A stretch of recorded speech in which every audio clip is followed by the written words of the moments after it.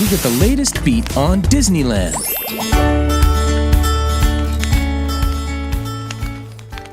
Welcome back, folks. If you like these videos, please like and subscribe so you don't miss a single Disneyland Beat. So, Rise of the Resistance is open, and it's really a cause for celebration. People are being blown away by the high quality of this ride and the amazing experience it offers. You really want to get down there and ride this one. However, Disney has confirmed that the opening of the ride has caused a surge in attendance at both Disneyland and Walt Disney World. And in particular, because of the virtual queue system they are running, it has dramatically impacted the dynamic of mornings at the parks. You can't just get in line for this ride. You have to use the Disneyland app on your phone or use a digital kiosk inside the park to get a boarding pass. These become available the second the park opens at 8 a.m. or 9 a.m.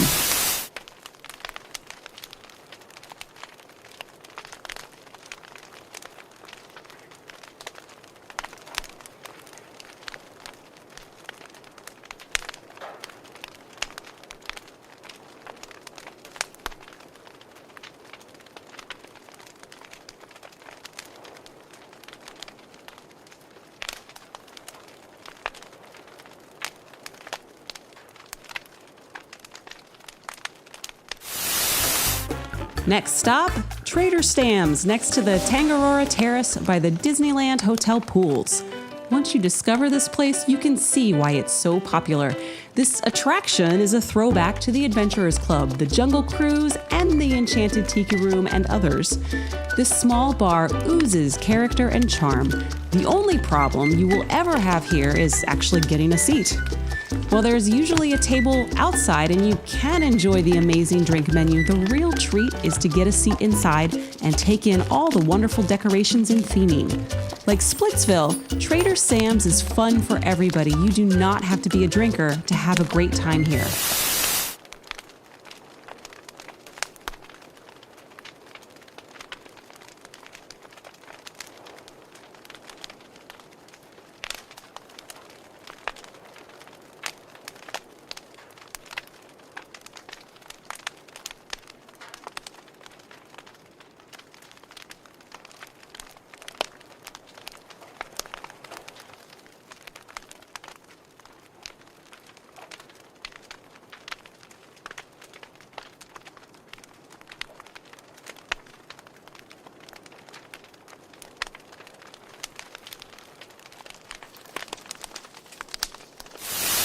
Maleficent turned herself into a flame-spewing dragon to stop Prince Philip at any cost. It was a fearsome battle. The prince finally threw his sword and struck the dragon in the heart.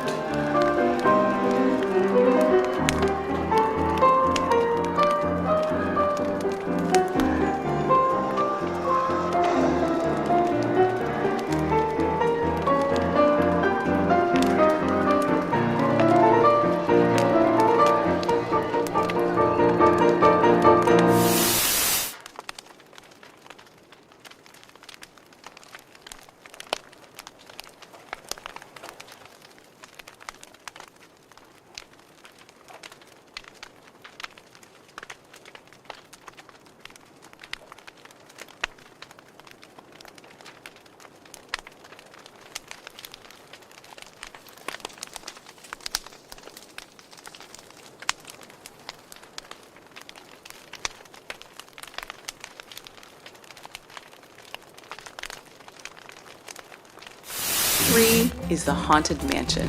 This attraction combines the macabre with the humorous and multiple ride systems with amazing effects to create a classic Disneyland experience. It satisfies the history buffs with elements designed by original Imagineers, while also being a ride that sees constant improvement and upgrading as new technologies become available. Like Pirates of the Caribbean, Disneyland cast the mold on this ride, and it has the best version around.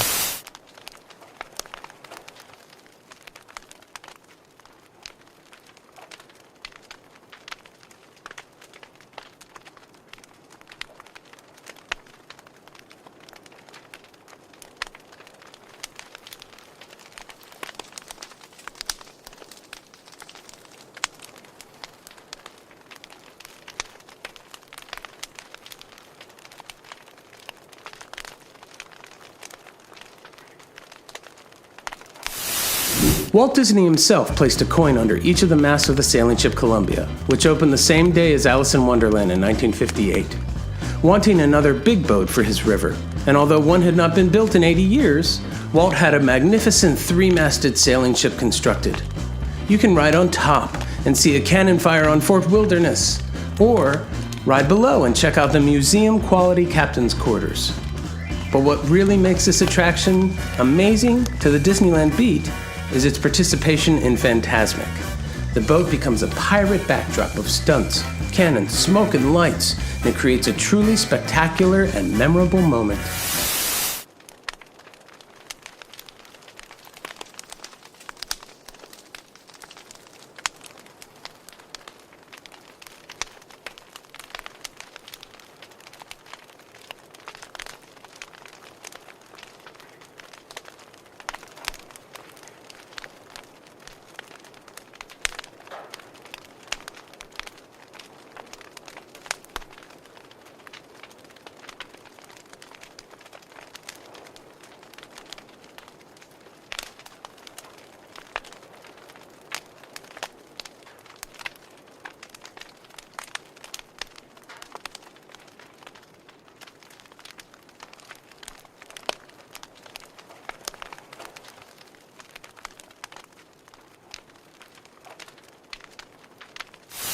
Like Kylo Ren, Rise of the Resistance.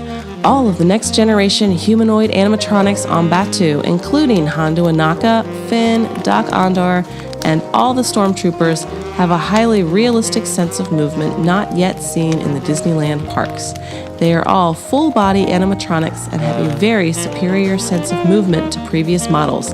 The faces are extremely detailed and realistic as well, carrying off impressive emotive dialogue. The final appearance of Kylo Ren in the new ride reminds me of both Jack Sparrow from the Shanghai Pirates ride and Elsa from Frozen Ever After, especially with his fluid, melodramatic arm movements. Kinda looks a bit like Disco Ren!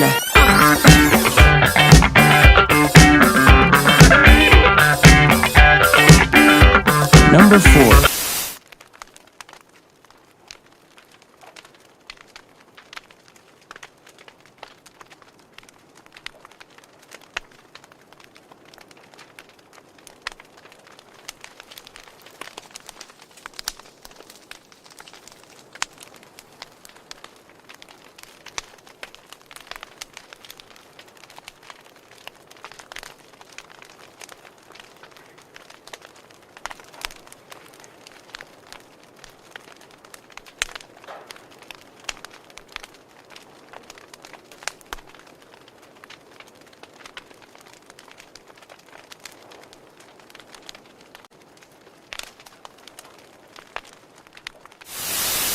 Somewhere in the American Southwest in the 1880s, a group of miners and explorers working the mountains discovered gold by a large ridge filled with colorful rocks amongst the towering hilltops. They founded a town around the claim and a nearby waterfall and called it Rainbow Ridge.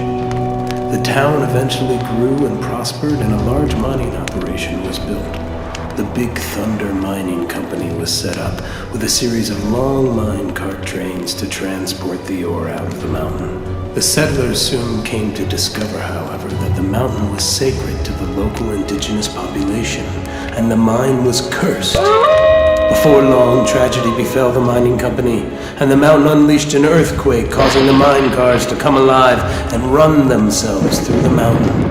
Waterfalls rushed unexpectedly. The animals began to act strangely. Ancient bones were uncovered, and dynamite ignited itself. The few remaining residents of Rainbow Ridge, down to 38 from 2015 original sturdy souls, set up a station by the camp where the mine cars came by, allowing visitors who dare to take a ride on the possessed trains. It's an experience you'll never forget.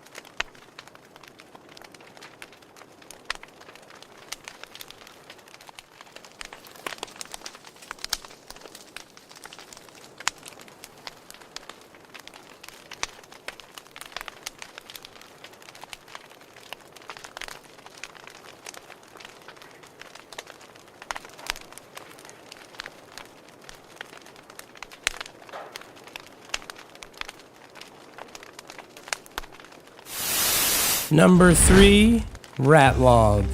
The Indiana Jones adventure has 2 effects in the lower caves that involve projections on haze or fog. The first is a projection of a skeletal phantasm that you fly through, and this effect works pretty well. The image is quickly recognizable and effective, causing many people to grab at the ghost, only to find nothing there. It makes sense for a ghost to have these qualities, they're ethereal and in fog. But the second effect depicts a hollowed out tree trunk and that you see, and then a whole lot of rats climb out of it. It's kind of over your head. This effect is sometimes confusing and more often than not is missed by most riders.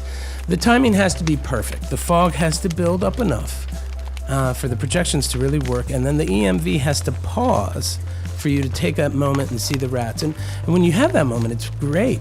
But it seems like most of the time, 80% of the time, you really just kind of cruise right through it.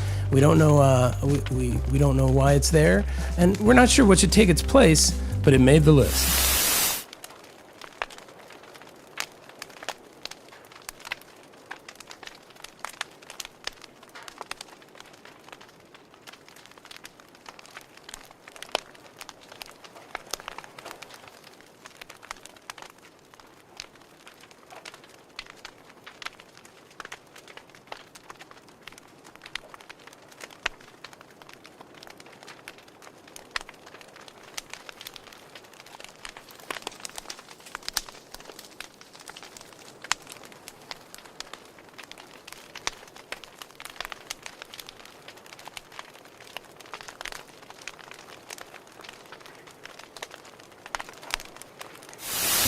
In Disneyland, Fantasyland is still looking a bit weird. Snow White and King Arthur's carousel are still down for a while. I heard a lot of grinding inside the construction fences for the carousel, but I still think it will open before Snow White, and the rumored date for the carousel to reopen is May 1st, so they are down for the month. Also, the Haunted Mansion is covered up and being freshly redusted. We don't have an opening date for that one either, but March does kind of seem like wishful thinking.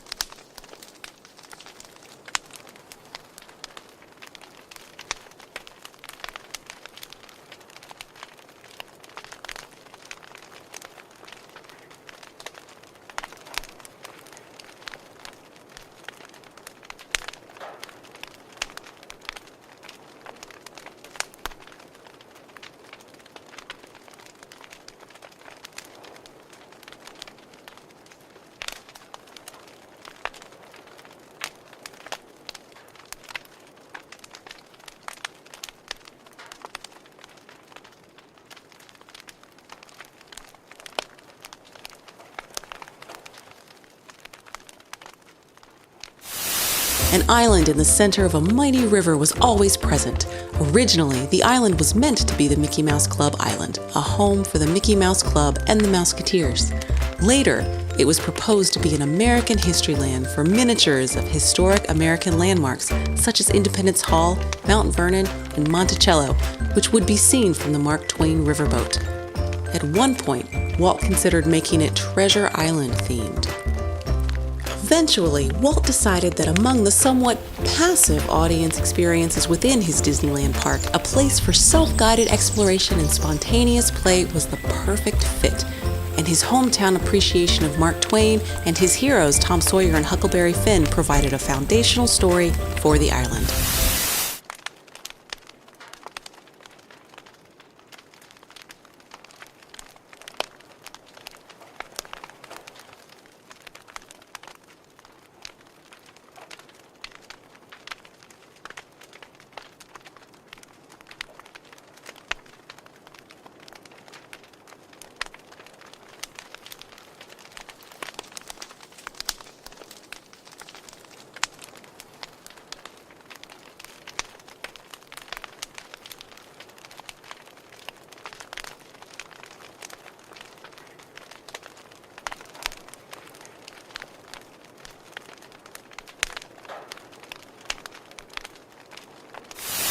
But Walt made sure there was a Christmas tree in the park, located not at Town Square, but at the center of the plaza, or the Hub as it's most often called today.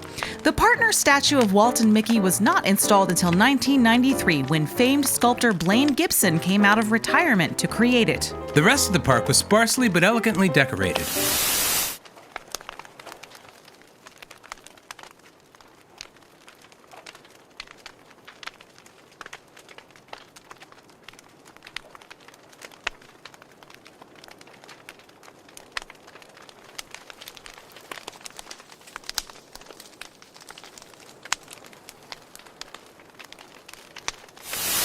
With Mickey and Minnie's Runaway Railway joining the land, groups with and without kids will have reason to actually venture further into Toontown to experience the new attraction. The ride has already opened at Hollywood Studios in Orlando, so we know that we're going to be getting a quality experience. But we do think that there are some other things that should happen to Toontown before it does open, both to help recenter the land around Mickey and Pals and to improve the flow and look of the land.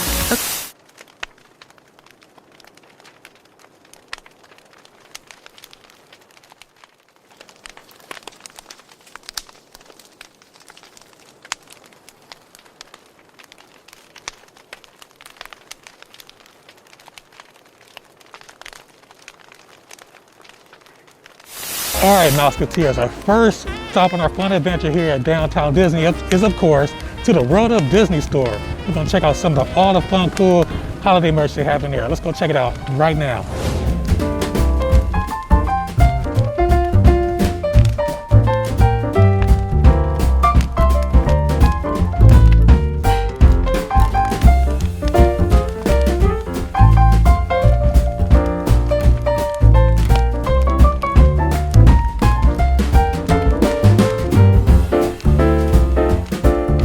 Wow, that was some very cool Christmas merch over in the World of Disney store, wasn't it, Mouseketeers?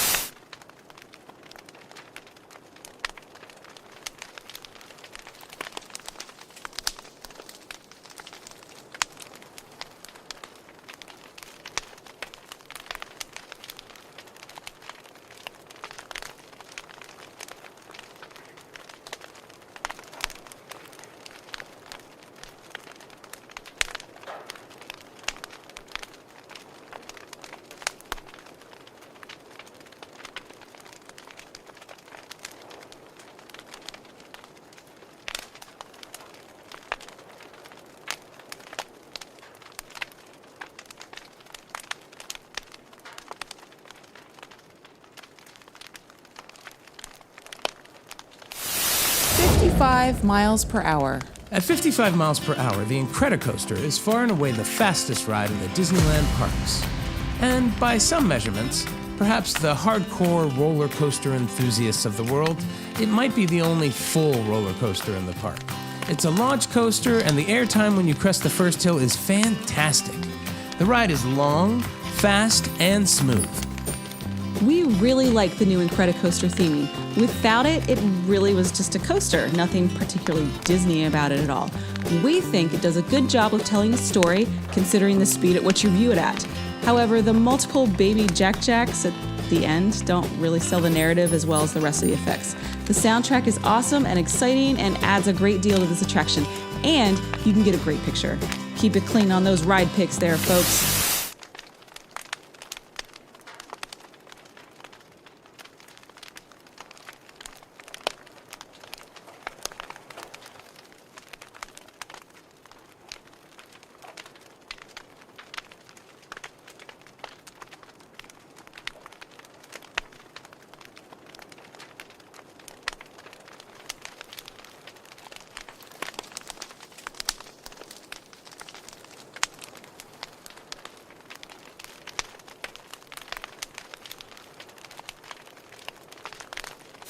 Animation, there's Raya and the Last Dragon, which premieres on March 5th, 2021 on Disney Plus via Premier Access and in theaters simultaneously. We were also introduced to Encanto, a new fantasy movie set in Colombia with music written by Lin-Manuel Miranda, which is now in development.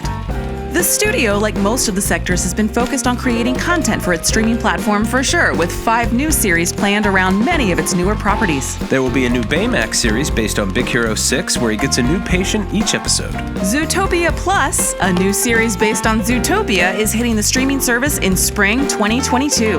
Tiana, based on The Princess and the Frog, is premiering on Disney Plus in 2023. It will be a long-form musical format, and it explores all of New Orleans. A long-form musical comedy series for Moana is hitting Disney Plus in 2023 as well. Iwaju, an original long-form series made in partnership with the African animation company Kugali Media, is premiering on Disney Plus in 2022. This promises to be a particularly cool project.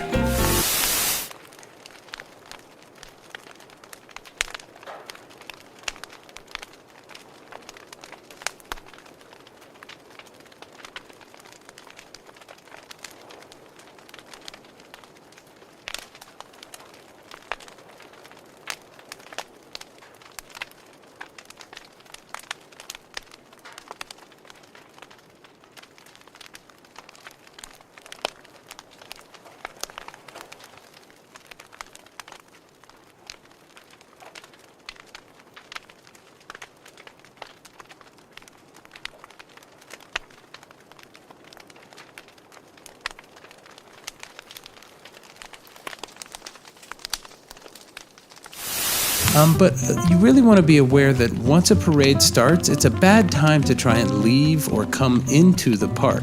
The parade route kind of separates off Tomorrowland from the rest of the park. So most of the time, when a parade happens, I usually try and be in the west side of the park, over in Frontierland, Critter Country, Galaxy's Edge.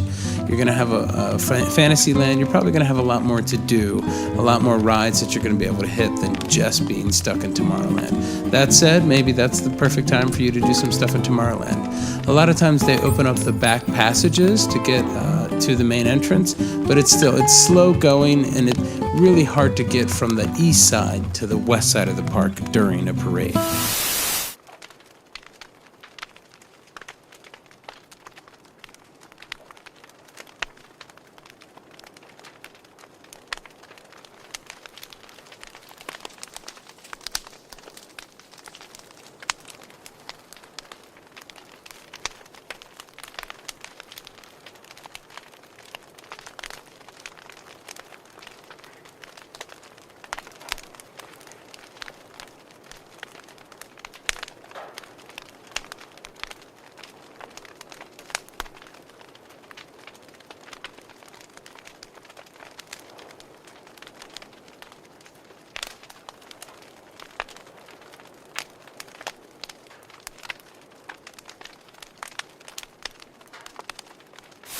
The affordable hotels on Harbor Boulevard do not have a kitchen, so considering what food options you have close by become a reality once you get here.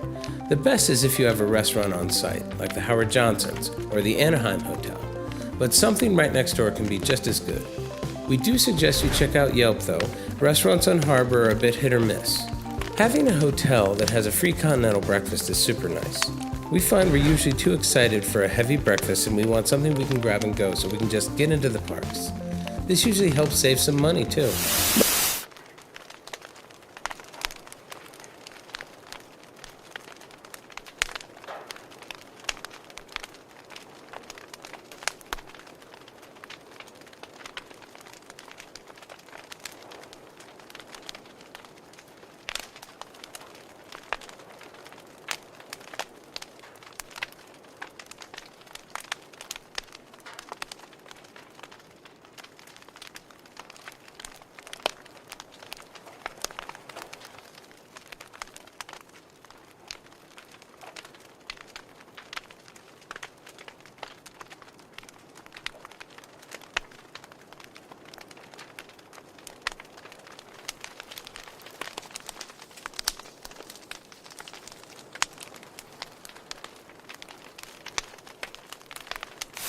In August, the Haunted Mansion turned 50 and held the coolest after-hours event I have ever seen.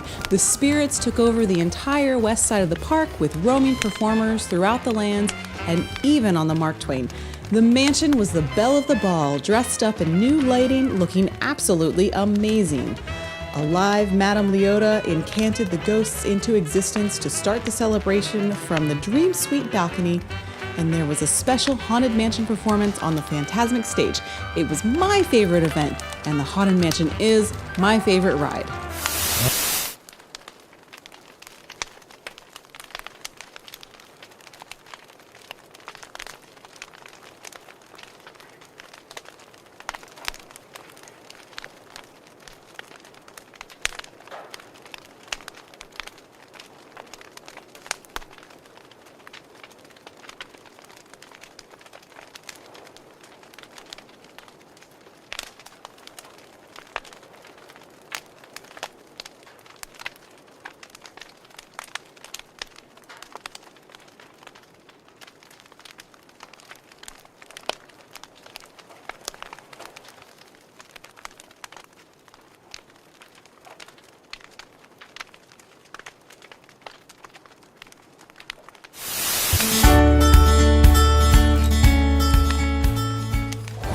1946 was a good year to be making movies. The Second World War had brought hardship and suffering to millions of people across the globe.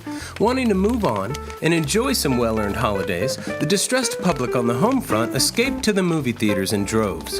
In 1946, 19 pictures topped $4 million at the U.S. box office.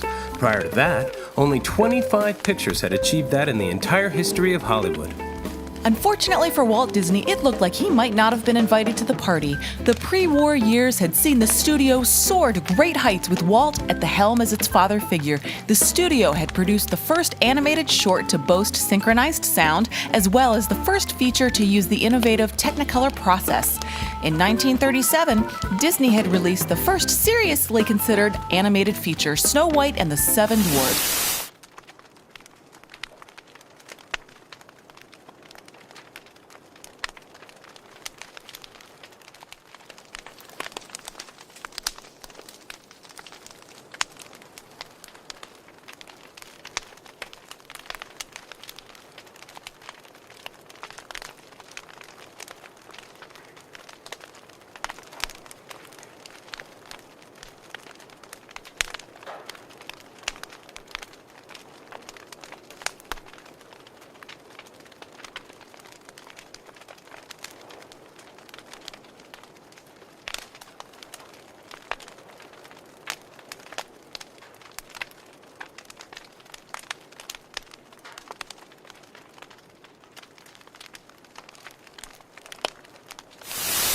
Pirates of the Caribbean opened in 1967 as a completely original creation and one that changed the theme park ride industry forever, and for the better.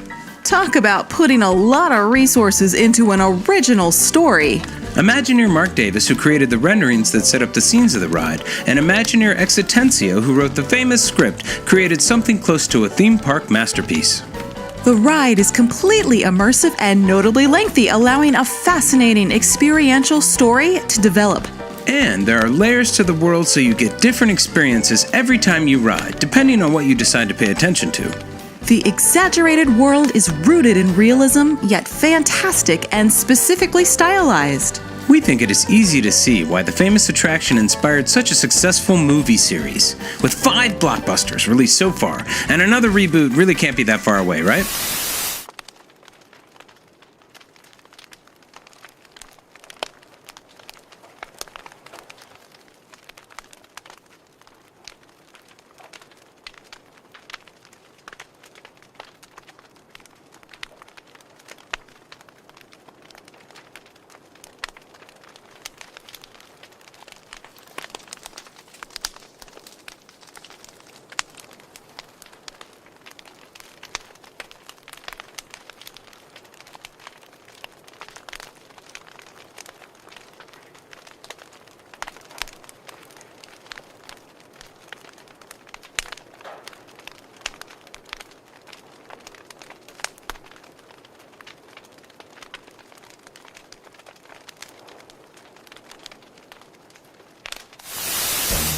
And the answer, before it was a ride simulating a mission to the moon, but after, you went out even further.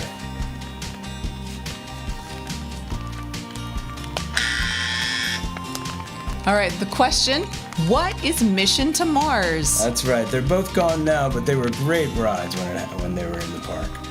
So there we are. Everyone gets over 10,000, 12, 15,000, so many points. This is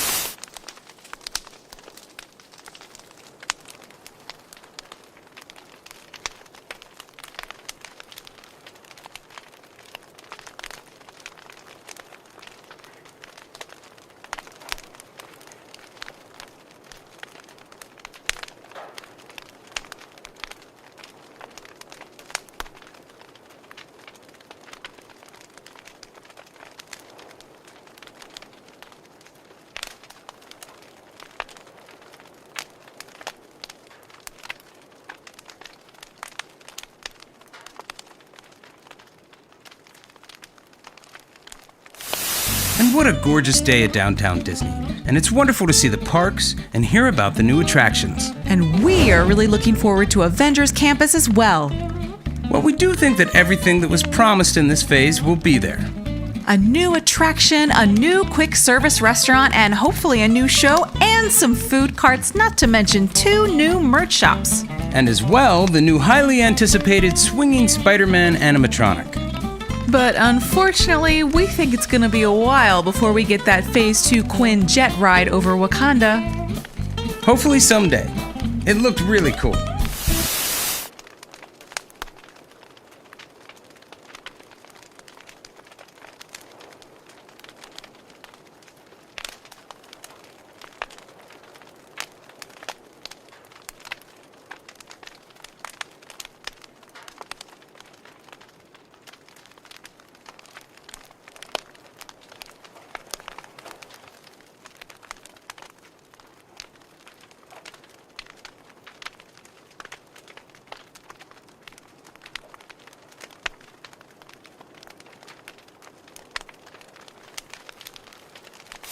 Disneyland has much better ride vehicles. Walt Disney World opened with single bobsled-style vehicles where you sit as a couple, kind of log style. And this is something that is seen at theme parks up until the late 1990s. The vehicles have since been adapted to individual seats. At Disneyland, in order to increase capacity on its single track, the cars seat 2 people next to each other, which we prefer. And they have speakers in the cars allowing the wonderful original score to take you through the ride. Disney World's version is taller and feels faster, but it is often eerily quiet. Which is kind of a cool sensation, but it's not as much fun. So we have to say that this one is a draw. Everybody gets a point.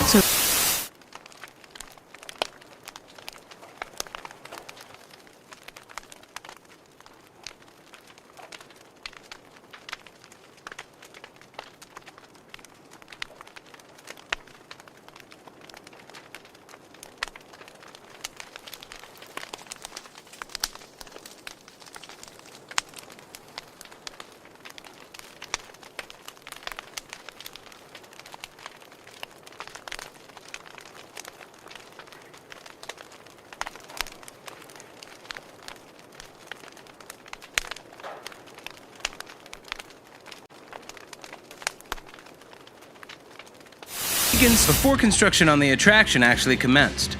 Following World War II, the Walt Disney Studio stepped out significantly by initiating production on live action films and documentaries. And they did it right. The first entirely live-action film was Treasure Island, premiering in 1950. The film was also a first for the Disney company in that it was filmed abroad in England. Walt had traveled to Switzerland on holiday on a number of occasions, and he felt a deep appreciation for the alpine setting and the folk traditions of the Swiss people. The beauty of the Swiss landscape and the fascinating local customs was even explored in the short subject documentary Switzerland for the studio's People and Places series in 1955. In 1956, production began on the not-too-often-remembered film Third Man on the Mountain. It was decided it would be filmed in Zermatt, Switzerland. While visiting the set in 1958, Walt became fascinated with the peak which towered over the famous ski village, the same mountain around which the film was centered. He spent 3 weeks there with his family, getting around with a Tyrolean hat and a walking stick. He was struck by the Matterhorn, one of the most imposing peaks of the Swiss Alps. The striking alpine summit captivated Walt's imagination. And in a moment of inspiration, impressed by the beauty of the real Matterhorn, Walt grabbed a postcard of the mountain from a souvenir stand and sent it back to Imagineer and architect Vic Green with the message, "Vic, build this. Walt." And this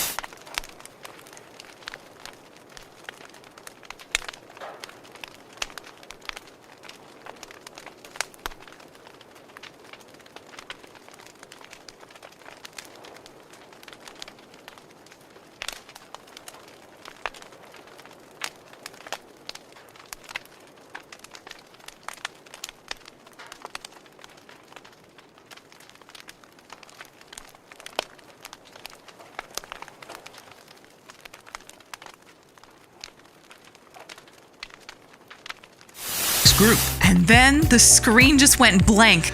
It's amazing how much depth the screens have, yet once the projectors are turned off, they seem so close and even. But you can make out the domed shape to the projection surfaces that help create the effect. And eventually, Hondo popped back on the screen to assure the guests that there was just a bad motivator going on. And then hilariously, he tried to make awkward chit-chat to keep the guests occupied until the cast members showed up. The Millennium Falcon. How was your flight? And they were stuck inside for about 10 to 15 minutes before the ride vehicle started to spin. And you could see the curved projection surfaces rotating by there. It's way cool. Look at the magic. Of course, they got fast passes and a chance to ride again. Well,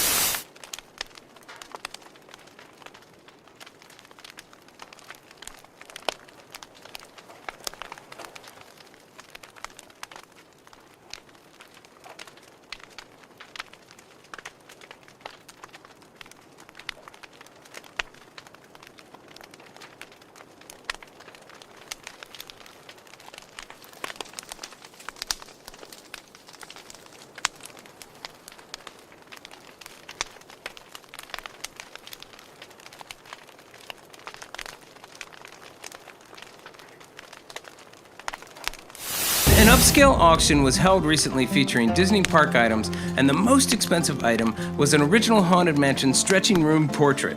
An original one. It went for over $70,000. We also love the Sleeping Beauty Castle walkthrough concept art by Irvine Earl and the original Space Mountain car that was sold. My favorite in the auction was the sign for the long-gone Don DeFore's Silver Banjo Barbecue that lights up, and it's just really a cool piece.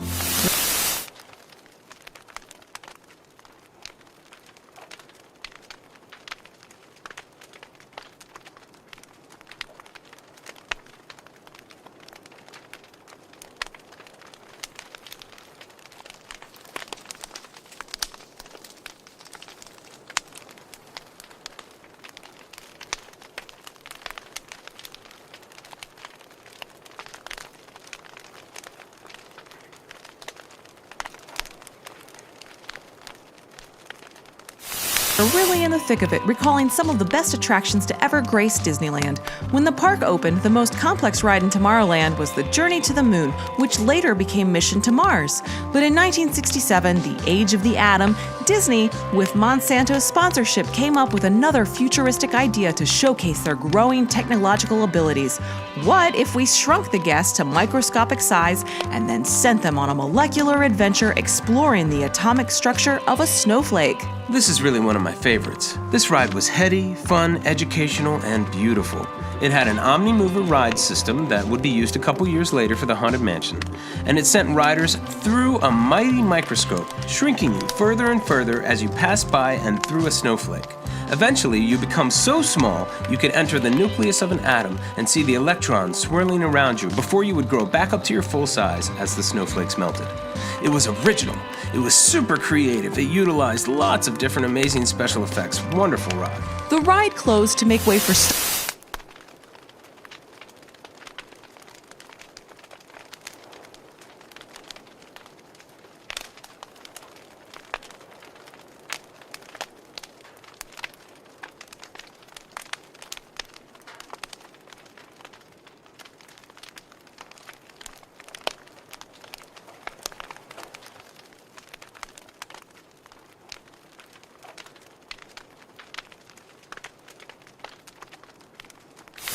Airport is now a haven for adventuresome tourists and perhaps the occasional scum and villainy looking to do business unnoticed. But that just makes your vacation more fun and interesting. Batu has a temperate climate with a mostly oxygen atmosphere that will accommodate most off-worlders.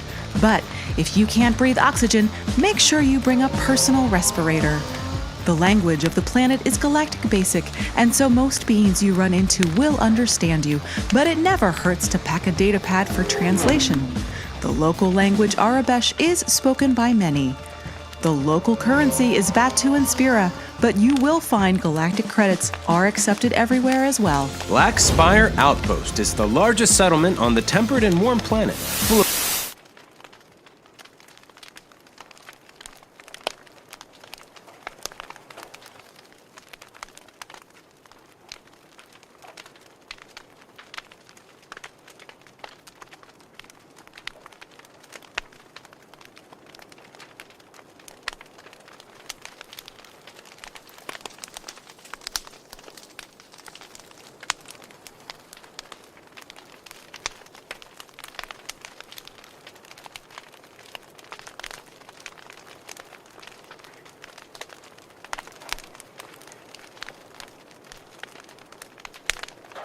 Number 5. Did you know that there are secret screens on famous Disneyland attractions? There are a few games with secret levels you can access if you perform really well during your ride. On Toy Story Midway Mania, in each of the game segments, there are special things you can do that will earn you more points. For example, in Rex and Trixie's Dino Darts, if you hit all 5 of the lava-like balloons coming out of the volcano, a bevy of balloons worth 500 points each will erupt. And over in Galaxy's Edge, on Millennium Falcon Smuggler's Run, if you position the controls in a certain way at the top of the ride, you can trigger Chewie mode, in which Chewbacca replaces Hondo Ohnaka as your guide to grab some coaxium for the Resistance.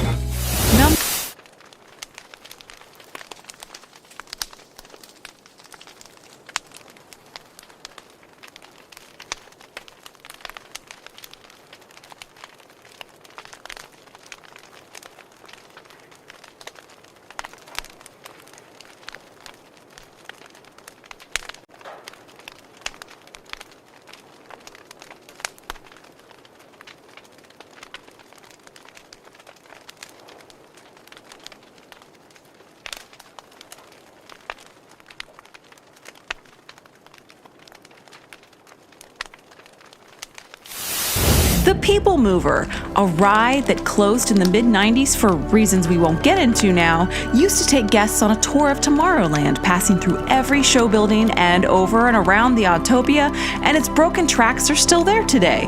This ride used to provide a kinetic energy to the land that we think is lacking somewhat.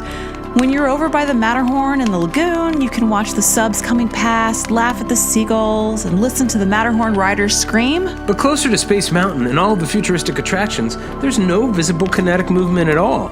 Yet, the tracks linger, effective in creating a roof for the land, but for many, just reminding them of what used to be and no longer is.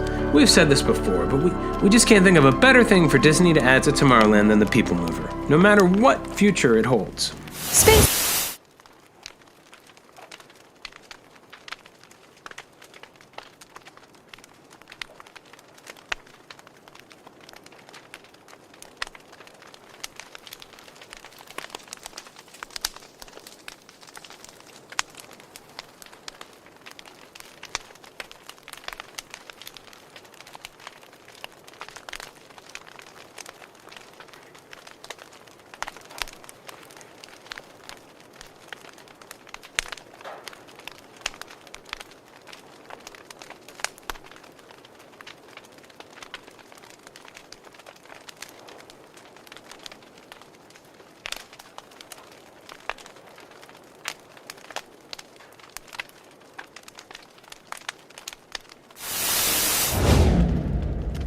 Mary Blair is probably the most famous person on this list and certainly the most influential on Disneyland itself. Her delightful illustrations, murals, and theme park attractions continue to delight audiences today. She was a very impressive person. Blair also attended Chouinard Institute, where she excelled at watercolors and design. Out of school, she married her love, fellow graduate Lee Blair, who along with his brother Preston was an artist and animator. The three were a powerhouse of design and art, influencing and supporting each other for years. Mary, who had yet to develop her familiar style, soon joined her husband at his first animation job working for the UB Iwerks studio. When Disney absorbed most of that studio in 1940, Mary Blair began her Disney career. She started working in the story department, which was developing Dumbo, Fantasia, and Lady and the Tramp at the time. She didn't really like the job. She found working under multiple veteran Disney artists to be really frustrating, so after less than a year, she quit.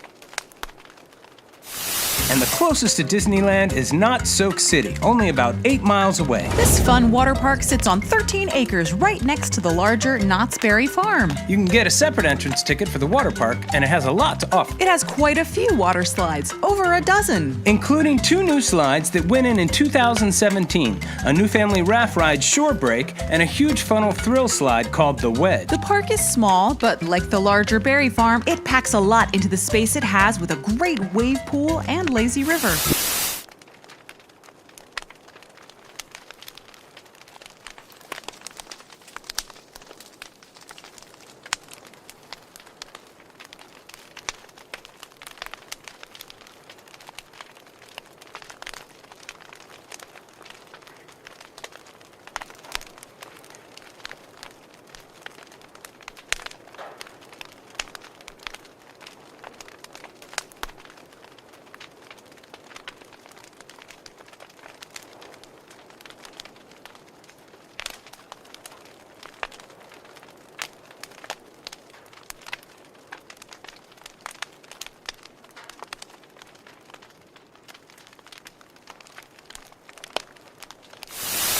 These days, before COVID that is, Halloween time at the Disneyland Resort features events at both parks. Activities range from seasonal meet and greets to amazing attraction overlays such as the Haunted Mansion holiday, events, displays, fireworks, and seasonal decor everywhere around the property. While at one point Halloween was about costumes and candy, now, behind the winter holidays, it's the biggest decorating holiday of the year. At Disneyland, a pumpkin festival usually greets you at the gates and continues throughout Main Street, USA with hundreds of carved jack-o'-lanterns of every type and a huge Winky Blinky Mickey pumpkin acting as a centerpiece to the town square.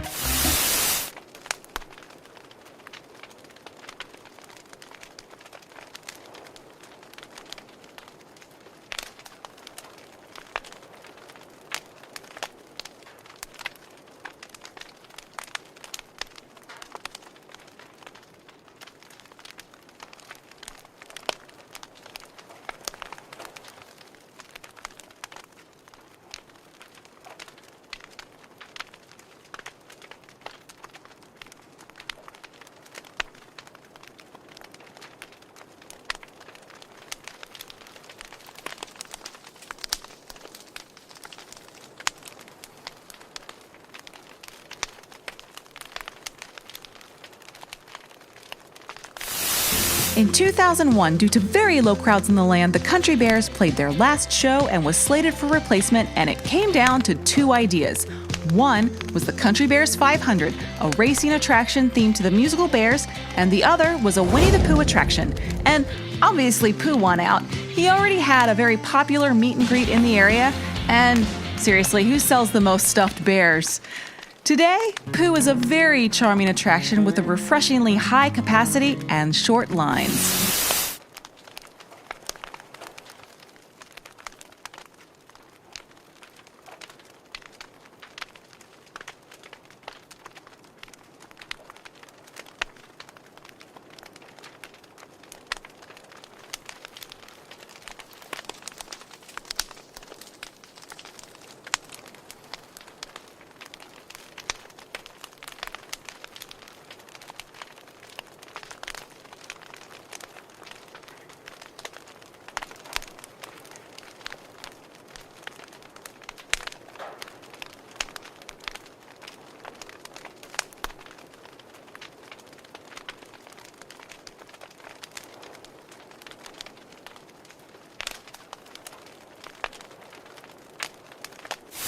3, Snow White's Scary Adventures. The exterior of the classic Fantasyland dark ride has been painted with lighter tones to make the attraction blend in more with Sleeping Beauty's castle, toning down the scary evil castle look. We sure hope the Queen is still up there though.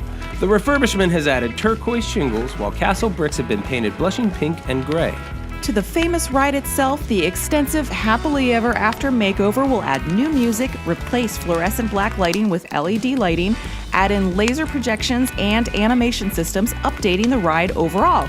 And, as we have reported earlier, they are even changing the end of the ride, adding in new animatronics to make it a touch less frightening and to give Snow White a less abrupt and clearer Happily Ever After.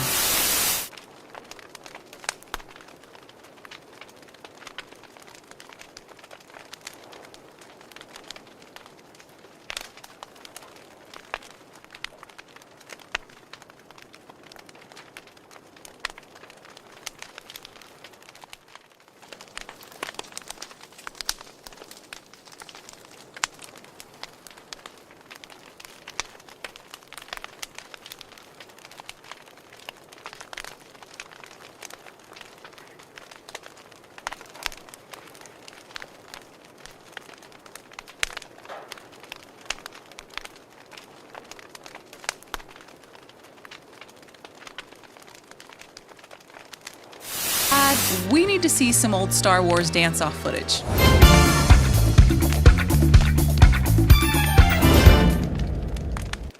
That was pretty ridiculous.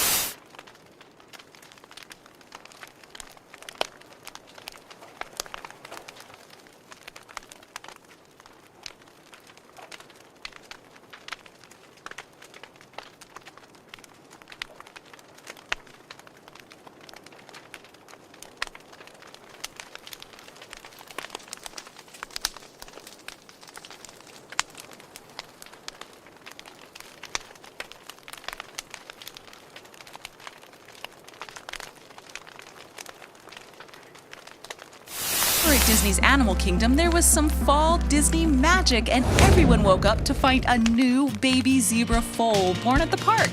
It was a girl, and they named her Phoenix, and I love her. In other Happy Park news, Tokyo Disneyland opened The Enchanted Tale of Beauty and the Beast, and we're huge fans. It's a trackless dark ride with several impressive show scenes we found totally charming. It surely cost a pretty penny with its fantastic scenery and cool vehicles. The stars of the show are the new animatronics. They're very impressive. As far as Disney princess attractions go, it's probably the best one we've ever seen.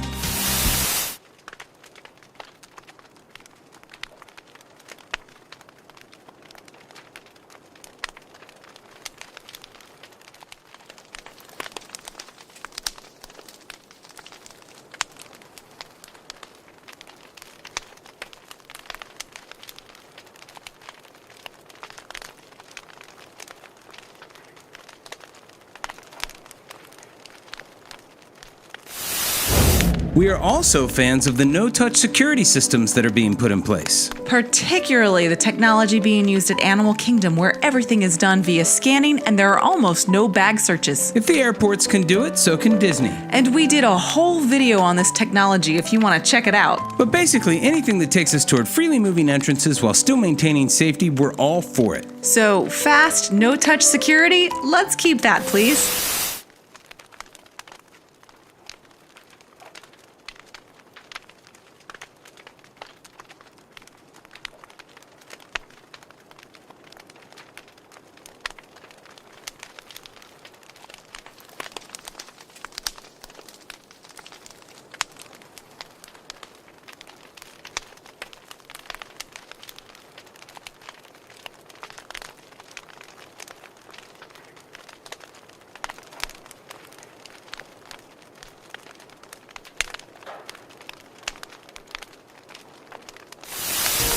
But our favorite outdoor Disneyland hotel pool is found at the Disneyland Hotel.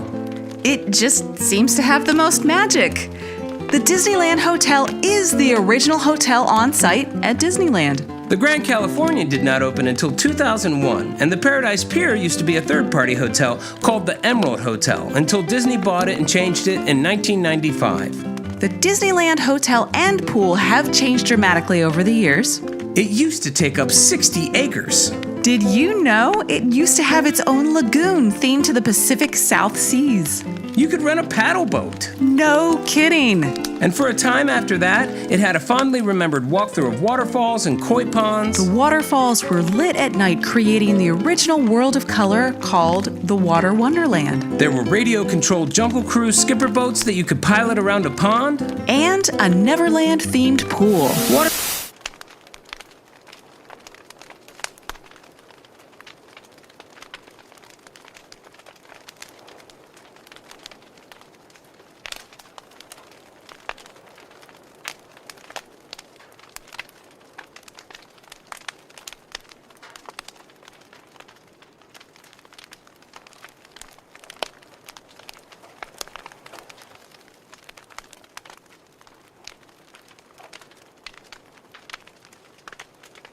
Adventureland Jungle.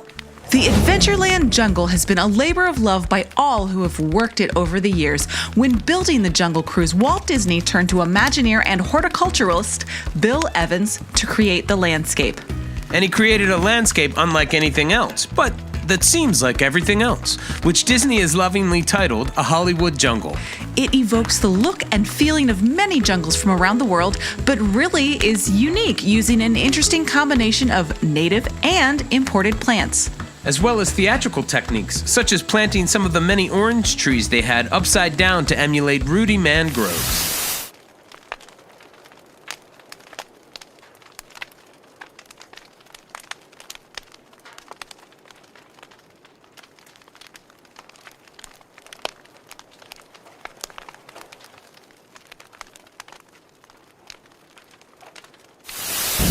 In 1955, Disney and Little Golden Books released a few picture books to promote the new park. One of them, The Little Man of Disneyland, was about Patrick Bagora, a leprechaun who lived in the very orange grove in Anaheim that was to become Disneyland. When Mickey Mouse and friends came along with plans to build their magical park, they encountered Bagora. Impressed by their plans, Bagora agreed to let Mickey and his pals build the park in exchange for leaving him a tree to make his home in, inside the park.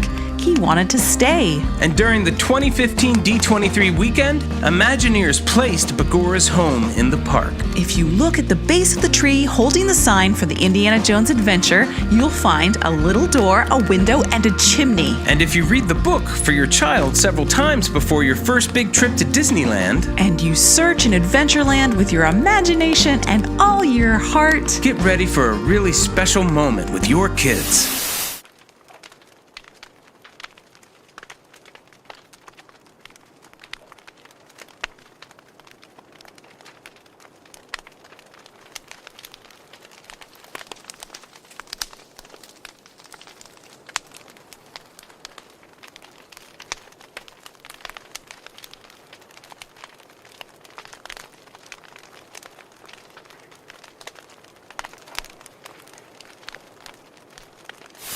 Through the castle and the hub to Tomorrowland, our last land to visit here today. Look, there are a bunch of celebrities riding the Autopia. It looks pretty much the same, but wait, there are no guardrails. Free to roam the track. Let's give it a whirl. Hey, isn't that Sammy Davis Jr. and Frank Sinatra? Looks like there are a few things they didn't quite get ready. They're building a boat ride over there, and this huge rocket is going to have an attraction that takes guests to the moon.